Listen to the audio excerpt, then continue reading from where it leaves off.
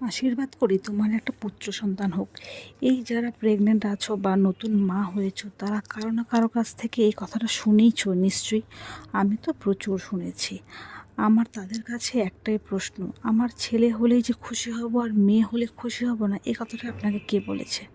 যাক, এতটা তাও মানা যায়। তারপর যখন বলে আর দুঃখ পেও না, ঠিক আছে, এবার মেয়ে হয়েছে, পরেরটা ছেলে হবেই। আমার ফ্যামিলি প্ল্যানিংয়ের দায়িত্ব কে দিয়েছে আপনাকে? আমি তো দিইনি। আচ্ছা, আপনাকে এই কথাটা কে বলেছে যে আমি পরে আরও বাচ্চা নেব, বা আমি বাচ্চা নিলেই যে সেই পুত্র সন্তানই হবে? কেন আপনারা এই আশীর্বাদটা করতে পারেন না যে পুত্র বা কন্যা যেই হোক সে একজন সুস্থ বাচ্চা হোক? আর রইল বাকি পুত্র সন্তানের, সেটা না হয় এক্স আর ওয়াই ক্রোমোজোমের ওপরে ছেড়ে দিলাম। এখানেই কি শেষ মনে করেছো? মোটেও না। তারপর বলবে, ও মা, বাচ্চার গায়ের রং তো তোমার মতো হয়নি, একটু চাপা হয়েছে, আর নাকটাও দেখো কেমন একটা যেন থ্যাবড়া, আর বাচ্চাটা দেখতেও তো এক্কেবারে রোগা।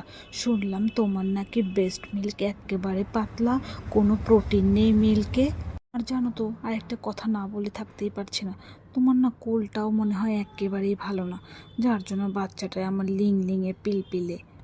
পাড়ার কাকিমাদের কাছে আমার প্রশ্ন রইল, আচ্ছা, আপনারা কি আদৌ বাচ্চা দেখতে এসেছিলেন, নাকি অন্যের বাচ্চার সাথে কম্পেয়ার করতে এসেছিলেন?